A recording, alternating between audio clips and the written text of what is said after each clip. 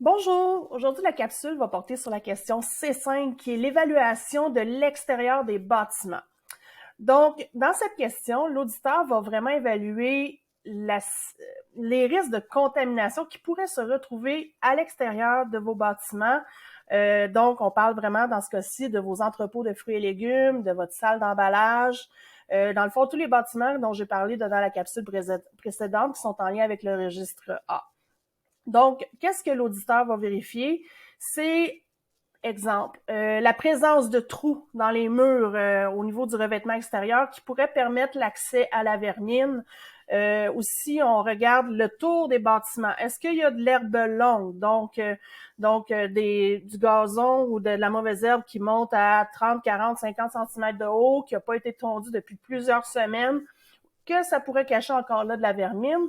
On va vérifier aussi s'il y a du matériel d'équipement qui est, mettons, appuyé sur les bâtiments. Je pense des fois aux roues doubles de tracteurs là, qui vont aller s'appuyer sur le bâtiment ou encore des machineries qui sont rangées, mais vraiment très près. Ça, c'est toutes des places où est-ce que la vermine peut aller se cacher puis devenir un risque, dans le fond, pour nos aliments.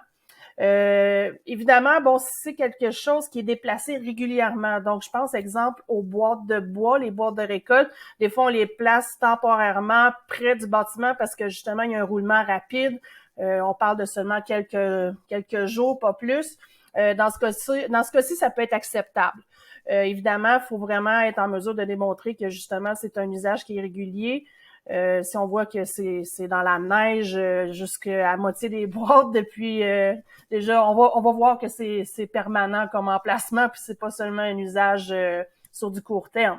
Donc on pense à ça, on pense aussi au drainage. Si on voit vraiment qu'il y a des grosses accumulations d'eau qui se font en bordure du bâtiment, ben ça c'est un risque également d'infiltration qui peut aller contaminer qu'est-ce qui se trouve à l'intérieur du bâtiment.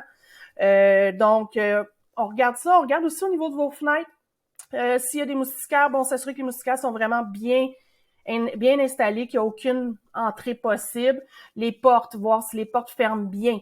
Est-ce que de l'intérieur du bâtiment, on voit des trous à la base? Souvent, je pense aux coupes-froids.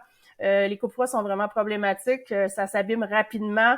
Donc, on voit vraiment que la vermine peut arriver de l'extérieur puis rentrer sur le bord des coupes-froids. Ça, c'est un autre exemple que je vois souvent et que les auditeurs voient souvent. Enfin, on regarde aussi les contaminations attribuables à l'activité animale autour.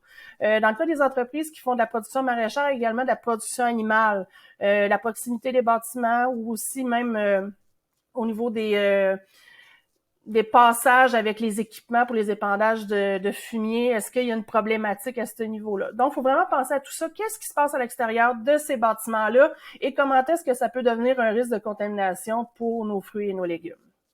Donc, voici pour la question C5. Je vous souhaite une bonne journée. On se revoit à la prochaine capsule.